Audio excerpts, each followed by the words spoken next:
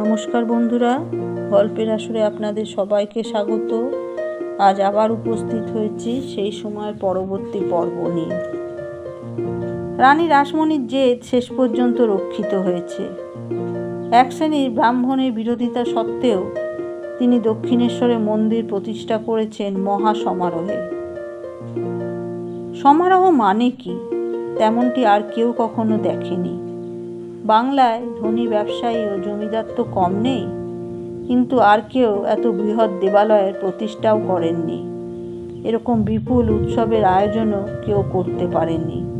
শুধু অর্থ থাকলেই হয় না, সেই অর্থ ব্যয় করার মতন অন্তঃকরণও থাকা দরকার। রানী রাসমণি দাপটের সঙ্গে হিন্দু দেবদেবীর এই মন্দির সমষ্টি প্রতিষ্ঠিত করলেন এমন একটি সময়ে যখন হিন্দু ধর্ম নানা দিক থেকে বহু রকম আক্রমণে পর্যুদস্ত। অনেক হিন্দু শাস্ত্র এবং সংস্কৃত গ্রন্থ অবলুপ্ত হয়ে গিয়েছিল প্রায়। ইংরেজ পণ্ডিতগণই তা উদ্ধার করেন। আবার এক শ্রেণীর ইংরেজ সেই শাস্ত্র ঘেটেই প্রমাণ করতে চান যে হিন্দু ধর্মের মধ্যে কত রকম বর্বর প্রথা ও বিশ্বাস রয়েছে। খ্রিস্টান মিশনারিরা হিন্দু ধর্মের অকাট্য সব দোষ তুলে ধরেছেন ভারতবাসীর সামনে এবং সেই সুবাদে তাদের আকৃষ্ট করছেন খ্রিস্ট ধর্ম গ্রহণ করতে। অন্যদিকে ব্রাহ্মণরা হিন্দু ধর্মের নানান ত্রুটির কথা প্রচার করেছেন। দেবদেবীরা তাদের চক্ষে পুতুল মাত্র। এই পুতুল পূজা তাদের কাছে দুচক্ষের বিষ। শুধু কি তাই, সম্প্রতি তারা এমনও ঘোষণা করেছেন যে বেদ অপৌরুষীয় নয় এবং বেদবাক্য মাত্রেই অভ্রান্ত নয়। হিন্দু ধর্মের পরম পবিত্র গ্রন্থের প্রতি এই আঘাত এনে ব্রাহ্মণরা আরও দূরে সরে গেলেন। শিক্ষিত ব্যক্তিরা প্রায় সকলেই হিন্দু ধর্মের কুসংস্কার এবং অনৈতিক প্রথাগুলি সম্পর্কে ঘৃণাবোধ করেন। এই কি সে মহান ধর্ম যা স্বামীর মৃত্যুর পর স্ত্রীকে পুড়িয়ে মারার বিধান দেয়? এই ধর্মে পুরুষের বহুবিবাহ প্রশস্ত, কিন্তু নারী যদি 6-7 বছরেও বিধবা হয় তাহলেও তাকে সারা জীবন বঞ্চিত, অসহ দিনাতিপাত করতে হয়। এই সেই ধর্ম যেখানে একজন মানুষ বিদ্যায় বুদ্ধিতে অন্যের চেয়ে উচ্চ হলেও শুধু সে জন্মের কারণে শূদ্র বলেই ব্রাহ্মণ ইত্যাদি জাতির সঙ্গে এক আসনে বসতে পারবে না। এই সেই ধর্ম যে ধর্মের মানুষ মুসলমান চাষির শ্রমে ফলানো ধান অম্লান বদনে আহার করবে, কিন্তু মুসলমানের হাতে ছোঁয়া জল পান করবে না। অনেক মুক্তমনা হিন্দু যাদের মনের মধ্যে ধর্মের জন্য আকুতি আছে, কিন্তু বিজাতীয় খ্রিস্ট ধর্ম গ্রহণ করতে চান না। ব্রাহ্মণদের সম্পর্কেও পুরোপুরি আস্থা নেই। তারাও নিজেদের হিন্দু বলে পরিচয় দিতে লজ্জাবোধ করেন এই ধর্মের নানা দোষের কারণে। এরকম সময়ই কালীপদ অভিলাষী রাসমণি দাসী পৌত্তলিক হিন্দু ধর্মে নতুন প্রাণ সঞ্চারের জন্য দক্ষিণেশ্বরে শুরু করলেন এই মহাযজ্ঞ। জ্যৈষ্ঠ পৌর্ণমাসী তিথিযোগে জগন্নাথের স্নানযাত্রার দিনটি শুভযোগ। সেই দিন হলো প্রতিষ্ঠা উৎসব। বরাহনগর থেকে নাটমন্দির পর্যন্ত দুপাশে টানানো হলো ঝাড় লণ্ঠন। মধ্যে মধ্যে এক একটি বাধা মঞ্চে বাজনাদাররা বাজনা বাজাচ্ছে। সমনের তোরণটি যেন আকাশ চুম্বী এবং বহু বর্ণ শব কুসুমে সজ্জিত। শুধু নিমন্ত্রিতের সংখ্যায় প্রায় 1 লক্ষ। এছাড়া অনাহুত অবাহুত যে কত, তার ইয়ত্তা নেই। রানী রাসমণির নির্দেশে যে কেউই অভুক্ত অবস্থায় কিংবা দান না নিয়ে ফিরে যাবে না। বারাণসী, পুরী, পুনা, মাদ্রাজ থেকেও তিনি বিশিষ্ট ব্রাহ্মণ পণ্ডিতদের আনিয়েছেন। নবদ্বীপ, ভাটপাড়া, কোটালীপাড়ার কোনো ব্রাহ্মণই বাকি নেই। দেশের সম্ভ্রান্ত নাগরিকদেরও আমন্ত্রণ জানিয়েছেন সকলকে। গঙ্গার বুকে পিনিশ, বজরা, ভাওলিয়া প্রভৃতি জলযান গিসগিস করছে, আবার রাজপথে গাড়িও অসংখ্য। মন্দির প্রাঙ্গণের একপাশে অনেকগুলি হৃষ্টপুষ্ট গরু বাঁধা, একপাশে স্তূপাকারে পট্টবস্ত্র। এছাড়াও কয়েকটি পাহাড় সাজিয়েছেন, রৌপমুদ্রার পাহাড়, সন্দেশের পাহাড়, পাকা কলার পাহাড়, অন্নের পাহাড়। কলকাতার বাজার তো বটেই, পানিহাটি, বৈদ্যবাটি, ত্রিবেণী ইত্যাদি সন্নিহিত সব এলাকার বাজার সাফ করে আনা হয়েছে সন্দেশ, সব মিলিয়ে 500 মণ। আর অন্নের পাহাড়টি তো অন্ন মেরু পর্বত। রানী রাসমণি সম্মান অনুসারে ব্রাহ্মণদের গোধন, স্বর্ণ ও রৌপ্যমুদ্রা এবং বস্ত্র দান করবেন এবং অন্ন ও মিষ্টদ্রব্য ইত্যাদি উৎসর্গ করবেন দেবতাকে। উৎসবের কয়েকদিন আগে একটি বাধা দেখা দিয়েছিল। মাহিষ্য সম্প্রদায়কে গোঁড়া ব্রাহ্মণদের দল শূদ্র বলে মনে করে। সেই শূদ্র প্রতিষ্ঠিত মন্দিরকে ব্রাহ্মণরা অশাস্ত্রীয় বলে ঘোষণা করেছিল। তারপর ঝামাপুকুর টোলের রামকুমার পণ্ডিতের বিধান মতন দেবালয়টি রানী রাসমণি তার গুরুদেবের নামে আগে উৎসর্গ করায় সেই সংকট থেকে উত্তীর্ণ হওয়া গিয়েছিল। কিন্তু ওই মন্দিরের প্রতিদিনের পূজারী হবেন কে? কোনো শাস্ত্রজ্ঞ পণ্ডিতই শূদ্রের বেতনভোগ পূজারী হতে সম্মত হলেন না, সামাজিক অপবাদের ভয়ে। শেষ পর্যন্ত রানী রাসমণির নির্দেশে তার জামাতা মথুরা ওই রামকুমার চট্টোপাধ্যায়কে স্বনির্বন্ধ অনুরোধ করলেন মন্দিরে পূজার ভার গ্রহণ করার জন্য। সব ব্রাহ্মণই পূজারী নয়। বঙ্গে ভট্টাচার্য রায় বংশানুক্রমিক পূজারী। চট্টোপাধ্যায় বংশীয় রামকুমার রানীর প্রস্তাবে কিছু দ্বিধা করেছিলেন প্রথমে। জীবিকার জন্য তিনি কামারপুকুর থেকে এসে কলকাতার ঝামাপুকুরে টোল খুলেছিলেন। পিতৃবিয়োগের পর রামকুমারের ওপরে সংসারের ভার বর্তেছে। অধ্যপনা ছেড়ে তিনি বেতনভোগ পূজারী হবেন? এদিকে রানী রাসমণি মন্দির প্রতিষ্ঠার দিন পর্যন্ত ঘোষণা করে ফেলেছেন। পুরোহিতের অভাবে সেসব পণ্ড হয়ে যায়। রামকুমার শেষ পর্যন্ত রাজি হয়ে গেলেন।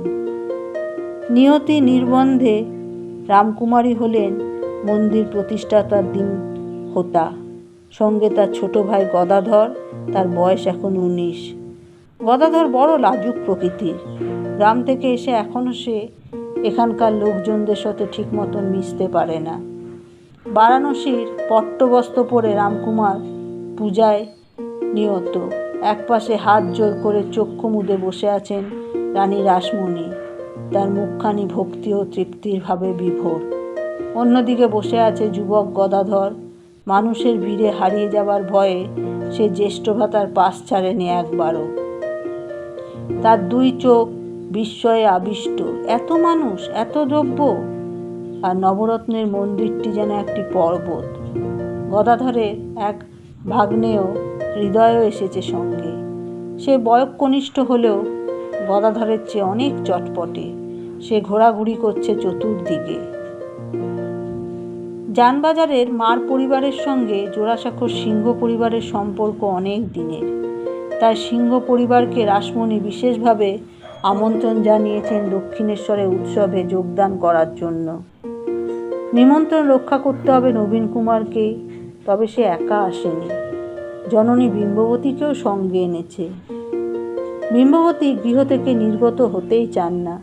পূর্ণিমা অমাবস্যায় শুধু একবার করে যান গঙ্গা স্নানে, তাও ঘেরাটোপ পালকিতে, এবং সেই পালকি সমেতই তাকে জলে ডুবিয়ে আনা হয়। নবীন কুমার অনেকবার বলেছে তাকে কোনো তীর্থদর্শন করে আসতে, কিন্তু বিম্ববতী তাতে সম্মত নন।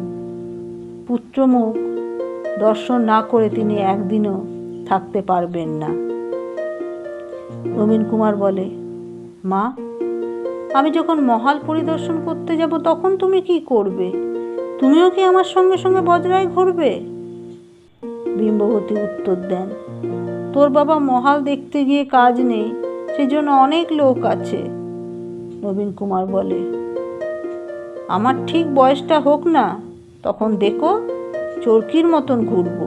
বিষয় সম্পত্তি নিজে না দেখলে চলে? মহাল পরিদর্শনে গিয়ে গঙ্গানারায়ণ নিরুদ্দিষ্ট হয়েছে।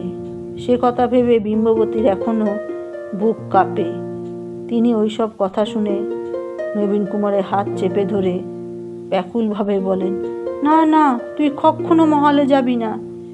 বিষয় যা আছে ঢের আছে, দূর থেকে চালালেই যথেষ্ট চলবে। নবীন কুমার মায়ের কথা শুনে হাসে। নিমতলা ঘাট থেকে বজরায় চেপে অনুকূল জোয়ারে 1 ঘন্টার মধ্যে নবীন কুমাররা পৌঁছে গেল দক্ষিণেশ্বরে। সদ্য দ্বিপ্রহর অতিক্রান্ত হয়েছে, উৎসব তখন তুঙ্গে।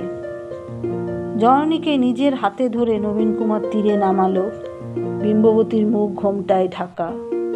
কোনোদিন তিনি সূর্যালোকে অচেনা মানুষের সামনে বেরোননি। এই মধ্যবয়সেও তিনি নববধূর মতন বিরাকুণ্ঠিতা। লোকের ভিড়ে পথ চলা দায়। দুলাল এবং আরও কয়েকজন কর্মচারী মিলে সামনে থেকে পথ সাফ করে দিতে লাগলো। নবীন কুমার তার মাকে ধরে ধরে নিয়ে এলো পূজা মণ্ডপে। গণ্যমান্য ব্যক্তিদের জন্য আলাদা ঘেরা জায়গায় বসবার স্থান নির্দিষ্ট আছে। একদিকে পুরুষ, অন্যদিকে রমণী।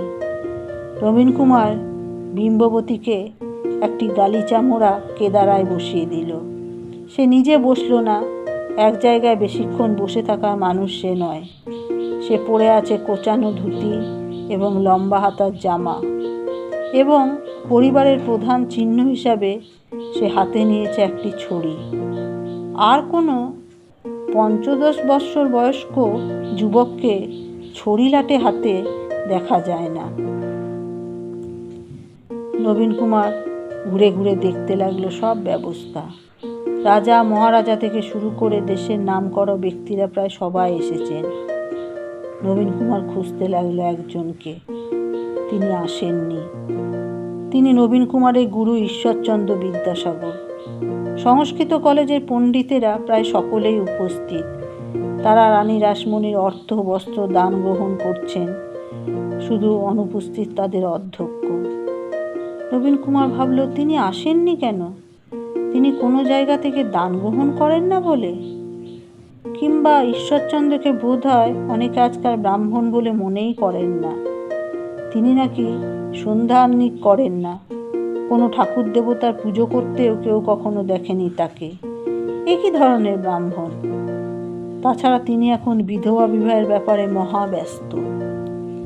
এত বড় নবরত্ন মন্দির, নাটমহল ও সার শিব মন্দির এবং এত জাঁকজমক দেখে নবীন কুমার প্রথমটায় বেশ অভিভূত হয়ে পড়েছিল।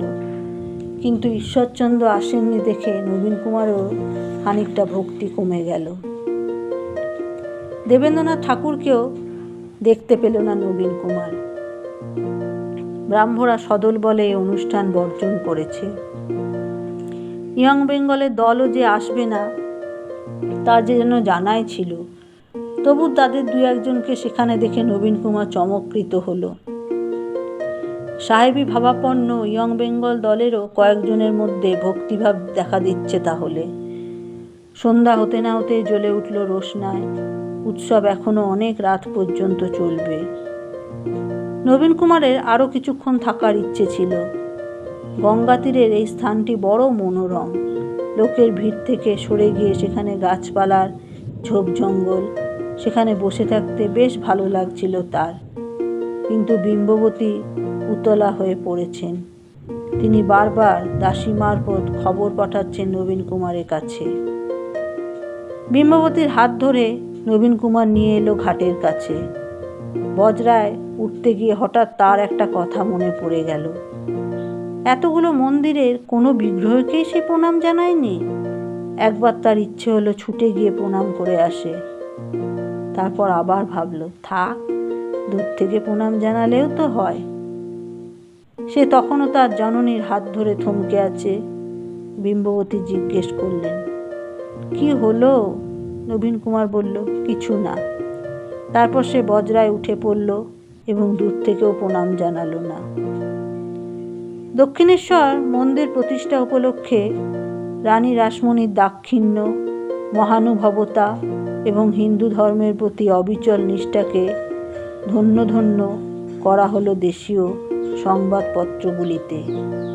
শুধু ব্রাহ্মণরা নীরব রইল। পৌত্তলিকতা নিয়ে নতুনভাবে আড়ম্বর তারা সুনজরে দেখল না। ব্রাহ্মণদের নিজেদের মধ্যেও খানিকটা অন্তর্দ্বন্দ্ব দেখা দিয়েছে। এই ধর্ম প্রতিষ্ঠার পর 12 বৎসরের একটি যুগ পার হয়ে গেছে। এবার দেখা দিয়েছে একটি সংকট।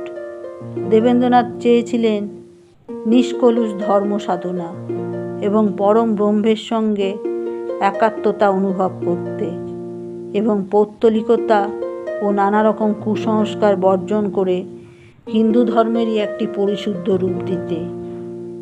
কিন্তু ইদানিং তার সন্দেহ হচ্ছে যে কতগুলান নাস্তিক তার এই সবার মধ্যে ঢুকে পড়েছে। দেবেন্দ্রনাথ পৌত্তলিকদের অশ্রদ্ধা করেন, খ্রিস্টানদের অপছন্দ করেন এবং নাস্তিকদের মনে করেন অমানুষ।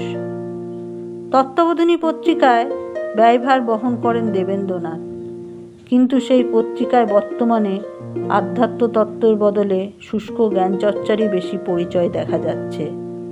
সম্পাদক অক্ষয় কুমার দত্তের ঝোঁক যেন ওই দিকেই। আরেকজন রচনা পরীক্ষক ঈশ্বরচন্দ্র বিদ্যাসাগর, তিনি তো কোনো ধর্ম আলোচনার মধ্যেই থাকেন না। অক্ষয় কুমার আবার একটি রচনা লিখছেন, বাহ্যবস্তুর সাথে মানব প্রকৃতির সম্বন্ধ বিচার। রচনাটি দেখে বিরক্ত হয়েছেন দেবেন্দ্রনাথ। তিনি খুঁজছেন ঈশ্বরের সঙ্গে মানুষের সম্বন্ধ, আর এরা মাথা ঘামাচ্ছে বাহ্যবস্তু নিয়ে। এরা কি মানুষের মনের মধ্যে ঢুকতে জানে না? ওই অক্ষয় কুমারের শুধু বিচারের দিকে ঝোঁক। ওরই প্ররোচনায় দেবেন্দ্রনাথ স্বীকার করতে বাধ্য হয়েছেন যে বেদের সব কিছুই অভ্রান্ত নয়। অক্ষয় কুমার আরও একটি কাণ্ড করে দেবেন্দ্রনাথকে আরও চটিয়ে দিলেন। রামমোহনের অনুসরণে অক্ষয় কুমারও একটি আত্মীয় সভা স্থাপন করেছেন। ব্রাহ্ম সমাজে শিক্ষিত বুদ্ধিমান ব্যক্তিরা আসেন। সেই সুযোগ নিয়ে অক্ষয় কুমার তাদের মধ্যে নিজের মতাদর্শ প্রবিষ্ট করে দিতে চান। ওই আত্মীয় সভায় অক্ষয় কুমার একদিন বললে, আচ্ছা, ঈশ্বর যে অনন্ত তার কি প্রমাণ আছে? আপনারা সকলেই বিশ্বাস করেন যে ঈশ্বর সর্বজ্ঞ। আচ্ছা, ঈশ্বর সর্বজ্ঞ কিনা তার বিচার করা যাক। কে কে বিশ্বাস করেন ঈশ্বর সর্বজ্ঞ? হাত তুলুন তো। এ সংবাদ শুনে দেবেন্দ্রনাথের ধৈর্যের বাঁধ ভেঙে গেল। হাত তোলা ভোটাভুটিতে ঈশ্বরের স্বরূপ বিচার, এত দুস্পর্ধা! তিনি তত্ত্ববোধিনী পত্রিকা একেবারে বন্ধ করে দেবার অভিপ্রায় জানালেন। শুধু তাই নয়, গোটা ব্রাহ্ম সমাজের ওপরেই অভিমান করে ভাবলেন এর সঙ্গে একেবারে সম্পর্ক ছেদ করবেন। এমনকি সংসারও পরিত্যাগ করে চিরকালের জন্য চলে যাবেন হিমালয়ে। সেখানে গিয়ে নিরবিচ্ছিন্নভাবে ঈশ্বর চিন্তা করবেন এবং সত্যি সেরকম উদ্যোগ আয়োজন করতে লাগলেন। নবীন কুমার ষোড়শ বর্ষে পা দিয়ে দু একদিন ব্রাহ্মসভার অধিবেশনে যোগ দিতে এলো। তার গৃহে বিদ্যোৎসাহী সভা এখন জমজমাট। প্রতি সপ্তাহে নতুন নতুন সদস্য আসছে এবং নানা প্রকার চিত্তাকর্ষক বিষয় নিয়ে আলোচনা চলছে। কিন্তু নবীন কুমারের জ্ঞানস্পৃহা তাতেও মেটে না। শহরের যেখানে যেখানে বিদ্বজ্জন সমাগম হয় সেখানে সে যেতে চায়। কিন্তু ব্রাহ্ম সমাজে নবীন কুমার নিজেকে ঠিক মানিয়ে নিতে পারল না। প্রথম বাধা বয়সের। ব্রাহ্ম সমাজে সকলেই বয়সে নবীন কুমারের দ্বিগুণেরও বেশি। সে প্রায় বালক বয়সী বলে সভা চলাকালীন অবস্থায় সকলে তার দিকে মুখ ঘুরিয়ে ঘুরিয়ে যায়। তাছাড়া ব্রাহ্মদের মুখের ভাষা অতি সুগম্ভীর। এক একজনের বক্তৃতা শুরু হয় আর থামতেই চায় না। পরম ব্রহ্মের প্রসঙ্গে অনেকের চক্ষু থেকে অশ্রু গড়ায়। এইসব দেখে শুনে তার হাসি পেয়ে যায়। স্বভাবচঞ্চল নবীন কুমার এরকম সভায় আর কতক্ষণ ধৈর্য ধরে বসে থাকবে? তাছাড়া একজন দলত্যাগী ব্রাহ্ম খানিকটা প্রভাবিত করল তাকে। লোকটির নাম যদুপতি গাঙ্গুলি। নবীন কুমারের চেয়ে সে বয়সে কিছু বড়। সে রীতিমতন দীক্ষা নিয়ে ব্রাহ্ম হয়েছিল। তারপর আবার ব্রাহ্মদের সংস্পর্শ ত্যাগ করে এক পাদ্রীর কাছে গিয়ে ইউনিটারিয়ান মতবাদে বিশ্বাসী হয়েছে। সে মাঝে মাঝে বিদ্যোৎসাহী সমিতিতেও আসে। নবীন কুমারের সঙ্গে তার বেশ সৌহার্দ্য হয়েছে। সেই যদুপতি গাঙ্গুলি একদিন বলল, ভাই নবীন, তুমি আজকাল ব্রাহ্মদের সভায় যাতায়াত করছো শুনেছি। নবীন কুমার বলল, ওদের ব্যাপারটা বোঝার চেষ্টা করছি। যদুপতি বলল, আমার ভাই বড়ই আশাভঙ্গ হয়েছে। বড় আশা নিয়ে আমি ওদের কাছে গেছলুম, কিন্তু দেখলুম ওদের কথায় আর কাজে মেলে না। কীরকম? ব্রাহ্মরা বলেন ওরা পুতুল পুজোয় বিশ্বাস করেন না, অথচ দেখো সব ব্রাহ্মদের বাড়িতেই এখনও পাথরের নুড়ি কিংবা মাটি কিংবা কাঠের দেবতা রয়েছে। ওরা নিজেরা হয়তো পুজো করে না, কিন্তু তারা নিজেদের বাড়িতে এখনও ওইসব পুজো বন্ধ করতে পারেননি। তাহলে সারা দেশে বন্ধ হবে কি করে? এমনকি ওইসব পূজার খরচা ওরা দিচ্ছেন। দেবেন্দ্রবাবুর বাড়িতে তো দোল দুর্গোৎসব হয়, তার খরচা তো ওর এস্টেট থেকেই জোগাতে হয়। নবীন কুমার চুপ করে রইল। তারপর দেখো, ব্রাহ্মণদের মধ্যে তো জাতিভেদ নয়, সবাই একই ঈশ্বরের পূজারী, এদের মধ্যে আবার ভেদাভেদ কি? কিন্তু বলো, বামুন কায়েতেরা ব্রাহ্ম হতে পারে, কিন্তু কোনো শূদ্র কি ব্রাহ্ম হবে? কোনো ব্রাহ্মের ছেলে মেয়ের সঙ্গে কোনো কায়েত ব্রাহ্মের ছেলে মেয়ের বিবাহ হয়েছে এ পর্যন্ত? আমি কিন্তু দেখিনি। নবীন কুমার তর্কে যেতে চায় না। সে ফস করে বলেই বসল, যাই বলো, দুর্গাপুজো কিংবা দোল বা রথযাত্রায় আমার উৎসব খুব ভালো লাগে। তাহলে তুমি ব্রাহ্মদের কাছে যাও কেন? দুটো জ্ঞানের কথা শুনতে, হরেক রকম মানুষজন দেখতে। নবীন কুমার একদিন শুনতে পেল শহরের আরেকটি বাড়িতে যুবকরা বিদ্যাচর্চার জন্য মিলিত হয়। প্রখ্যাত দেওয়ান রামকমল সেনের পৌত্র কেশবকে ঘিরে বসে ওই আসর। হিন্দু কলেজে পড়বার সময় কেশবকে কয়েকবার দেখেছে নবীন কুমার।